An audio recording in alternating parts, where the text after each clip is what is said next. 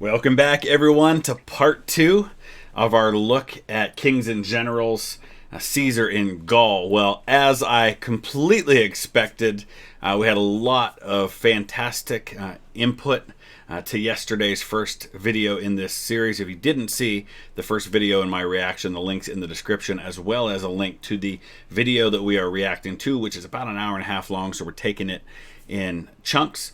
As well as a completely expected reaction on my own part, which is that I've been absorbing all things Rome. I have purchased and installed Rome Remastered for Total War, and I'm very soon going to be playing that on my gaming channel, which there's a link in the description for that as well. And I've also started rewatching HBO's Rome series, which I know is not completely factual, but has a lot of the main events surrounding the Civil War that comes after the Gallic Wars. So I'm also going to look for a few books. I'm even thinking about reading Caesar's own book about these events, on which most of what we know is based. So let's go ahead and dive right into part 2. But by wintering his legions in Gallic territory, Caesar was making a point. This was beginning to look less like intervention and more like occupation. With the Germanic threat dealt with, Caesar would be able to turn his attention to Gaul proper.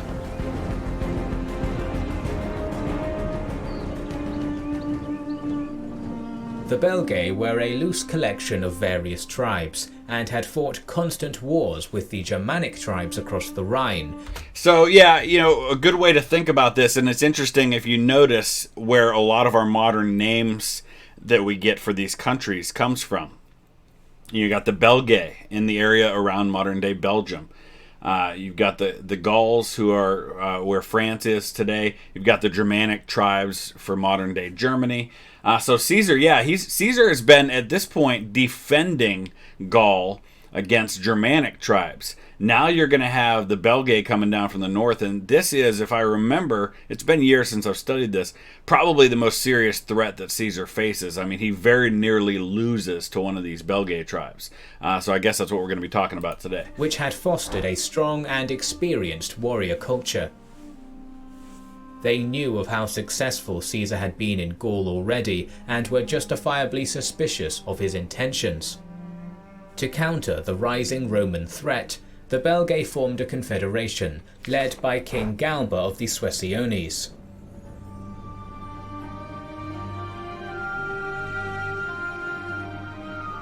Labienus sent word of this coalition to Caesar in Cisalpine Gaul, who immediately took action. Caesar raised a further 2 legions and moved straight to the Belgae border. It is worth noting that Caesar now had 8 legions under his command, approximately 44,000 men including auxiliaries, double the amount he had initially been allocated by the Senate. Furthermore, while the Belgae raising an army could certainly be seen as a potential threat, Caesar made no efforts to get the casus bellus he had when fighting the Helvetii and Suebi. So casus belli would be a reason for war. A couple of things I want to follow up on from yesterday based on a lot of your comments. And as always, it says right on my banner, we're learning history together. So I told you up front, I don't know everything. So I've been welcoming your input and your corrections where necessary. Some of you pointed out when I talked yesterday about how exhausted the men must have been. Some of you pointed out correctly that the Romans actually had a system for dealing with that kind of combat exhaustion where they actually took shifts. And the very opening scene of HBO's Rome shows a bit of this, where you have the frontline men and then you have several rows deep behind each one of them, and they're kind of holding out in front of them, and you have a leader who will blow a whistle, and when the whistle blows, the man in front drops to the rear and the next guy up continues to fight, and so they stay fresh up front. And it's really a brilliant way to do things if you're able to keep from having to use all your men at once. Another thing that some of you mentioned correctly is that just because a unit was an auxiliary unit does not necessarily mean that they weren't veterans and they weren't capable units. I kind of implied otherwise yesterday, which wasn't really my intention, but I made the comparison to militia with them not being regular Roman units. Well, these were people that, remember, a lot of these outlying Roman territories that were under the subjugation of Rome those people were not Roman citizens, and so they couldn't, by the nature of not being Roman citizens, serve in a Roman legion.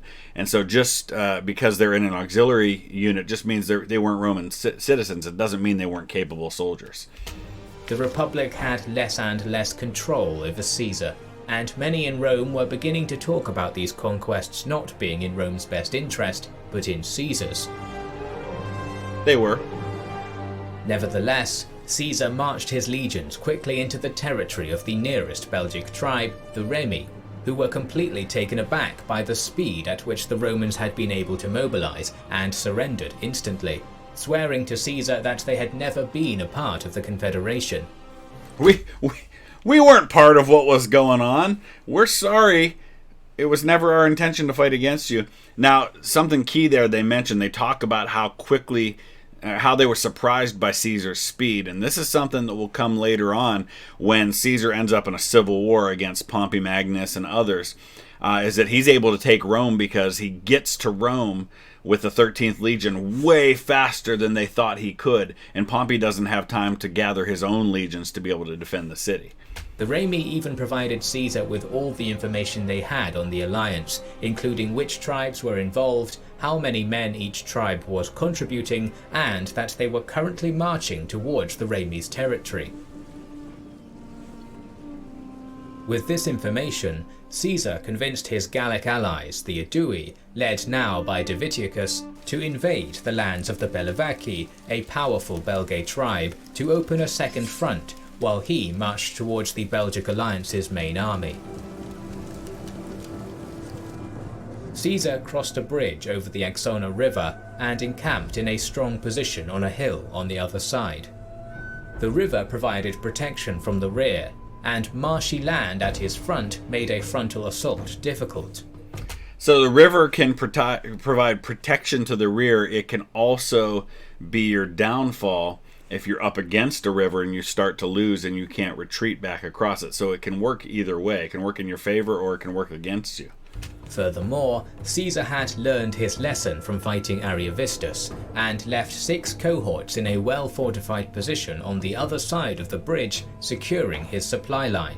So let's take a minute and talk about the how the Roman army is organized. So, we're talking about legions, we're talking about cohorts, there's these different groups. So let's just take a minute and talk about what that looks like.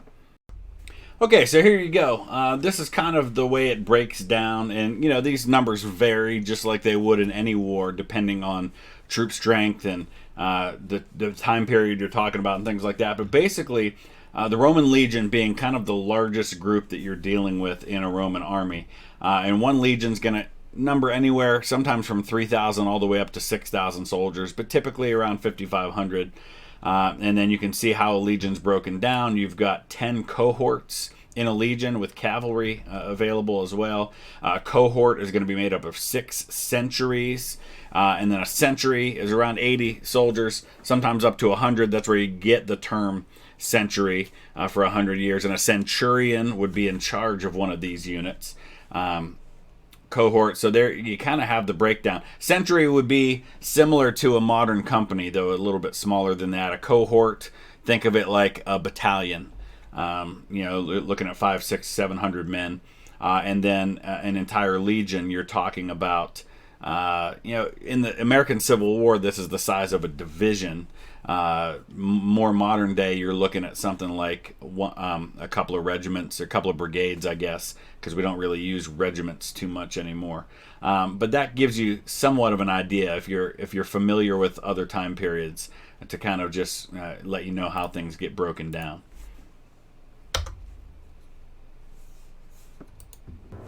With no chance of being starved out from his position, Caesar waited for the Belgae to make their move. Meanwhile, the Belgae had marched to the Remi town of Bibrax, just 8 miles from where Caesar was encamped, and besieged it. Caesar gives the total number of the Confederation as 300,000. However, it is unclear how much this number is exaggerated and how many of these men were currently in the army. So this is one of the challenges that historians always face when trying to analyze these things. history is often told by the victors, and it's often exaggerated to make the victors look better. So most of this information we're getting about how these battles went down and what the numbers were like is coming from Caesar directly, from his own source, from him as the source. And so people take that with a grain of salt, assuming that Caesar may have inflated the enemy numbers to make it look like he completed a greater challenge. So we really don't know for sure what these numbers look like. We can only estimate. A more realistic estimation would be somewhere around 80,000 men, still a force to be reckoned with, almost double that of Caesar's. In the face of such a large force, the Remi sent messages to Caesar saying that they would be unable to hold the town without his help. Caesar, however, was reluctant to give up his defensive position, as he thought that the attack on Bibrax was a trap designed to force him to do that. Instead, he kept his legions in camp, but sent a substantial contingent of auxiliaries, composed mainly of Cretan archers and Balearic slingers, to sneak into Bibrax to help the Remi.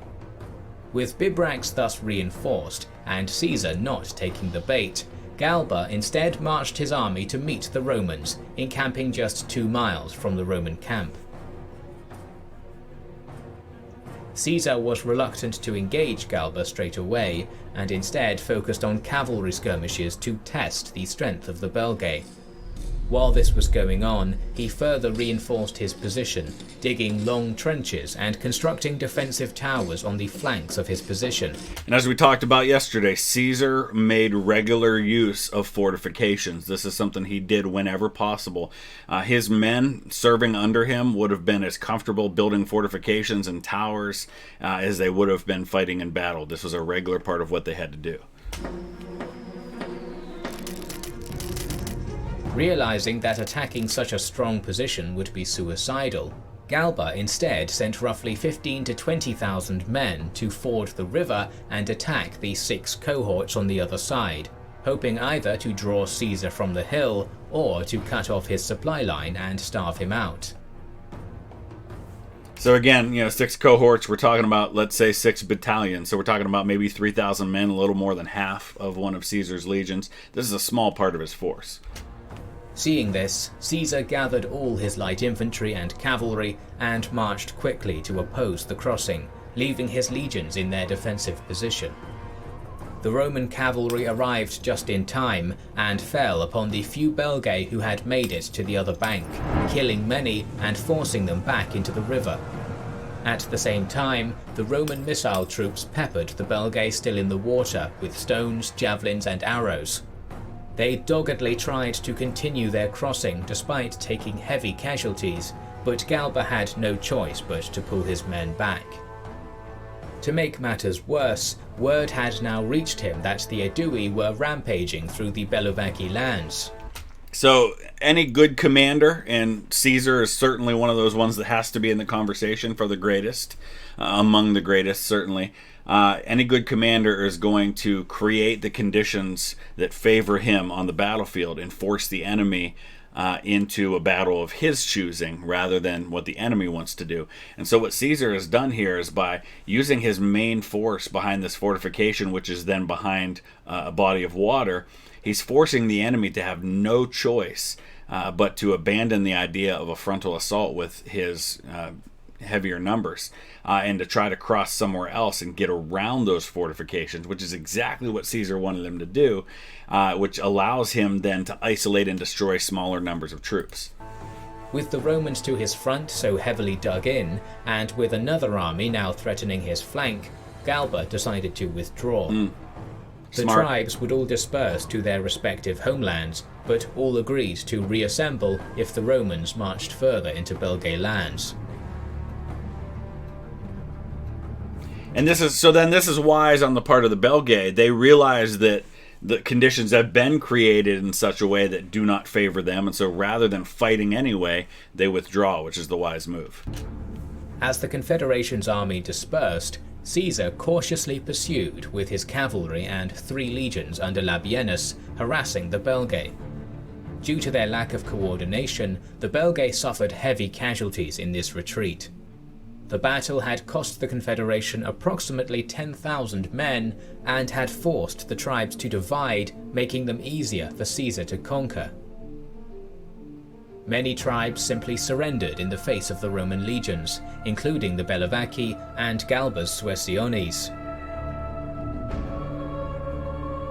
However, deeper in Belgae territory, the Nervii did have the time to organize and were not going to give up so easily. And I believe, it's been a while since I read about this, I believe these are the people that pushed Caesar to the breaking point and nearly defeat him in battle.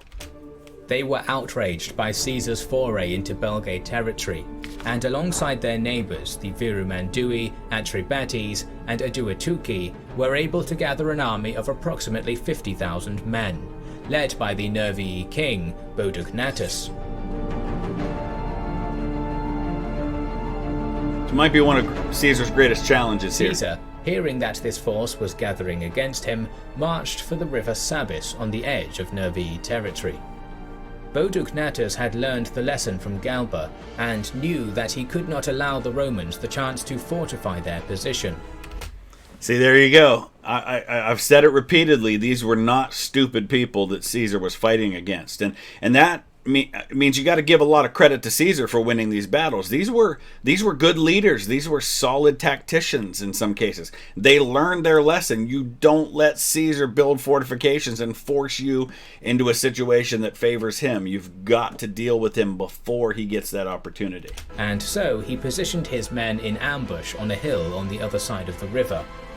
He also had his troops construct hedge-like obstructions, which were placed on the other side of the river to disrupt the Roman formations and cavalry. Caesar marched his army in two groups. His veteran 6 legions, who marched in the front, were the first to reach the river and began constructing a camp on the hill with the river in front, while the 2 newer legions marched behind with the baggage train. Caesar sent his cavalry and light infantry across the river, which was only 3 feet deep, in order to scout the opposite bank. They were met by some Nervii cavalry, and a brief skirmish broke out. However, the Belgae cavalry fell back, drawing in the Romans until the entire Nervii force broke cover and fell upon them. The Roman cavalry and light infantry broke and ran back across the river to the Roman camp, the Nervii army in hot pursuit. Thus started the Battle of the Sabis River. The Belgae moved from the woods and across the river so fast that the legions had almost no time to prepare. It's what you have to do against Caesar. Their experience and discipline kicked in. Rallying to the nearest cohort and legionary standards, they were able to put together a coherent battle line. And this is where your training comes in so important. They knew what to do in this situation. They knew how to quickly organize, how to rally around their standards, how to rally around their officers, and they were able to get in position despite being caught off guard. But as the legionary engineers did not have time to clear the campsite as they usually would, the legions were divided by the hedge-like obstructions laid down by Boducnatus, which prevented them from forming a cohesive formation. As a result, the legions were almost fighting 3 separate battles: the 10th and the 9th on the left against the Atrebati, the 11th and 8th in the centre against the Virumandui, and the 12th and 7th on the right against the largest group, the Nervii, with 2 remaining legions still with the baggage train yet to join the battle. And can we once again just talk about how amazing it is that a battle that took place more than 2,000 years ago, we have so much detail. We know who was on what flank and what position they held, who they were fighting against. This is incredible stuff that was passed down to us from Caesar's reports and from the things that he wrote about these battles. Now remember, Caesar's not writing this, I don't think, because he's concerned about telling a good history. He's writing this because he wants to tell people how great Caesar is. But it doesn't hurt that it got passed down to us, and so we have a good account of these things. The fighting was brutal, with Caesar himself going from group to group, encouraging his men. Eventually, the Roman left was able to push their enemy back enough to hurl their javelins into their ranks and charge. they were able to force the Atrebati back across the river, even making it into the Belgae camp. The Roman centre was also finding success, pushing the Viramandui down to the banks of the river. However, the Roman right was having a hard time. With the centre pushing forwards, the Nervii poured into the gap, almost surrounding the 12th and 7th legions and falling upon the auxiliaries who had retreated to the camp. The remaining auxiliaries, including most of the Roman cavalry who had been marching in front of the baggage train, saw this and fled, assuming the Roman right had been completely destroyed and the battle lost. They were not without reason. The 12th had lost their standard, their chief centurion, most of the other centurions, and the Romans were beginning to break. So, to put this in perspective, again, the standard is like your battle flag. This is a big deal. This is a matter of prestige and honor. It's also the thing you're rallying around. Most of your centurions have been killed, so these are your company commanders, so to speak. So you're losing a lot of command and control on the battlefield. This is a nightmare scenario right now for the Romans. Seeing this disaster, Caesar knew he would have to do something or risk losing the whole campaign.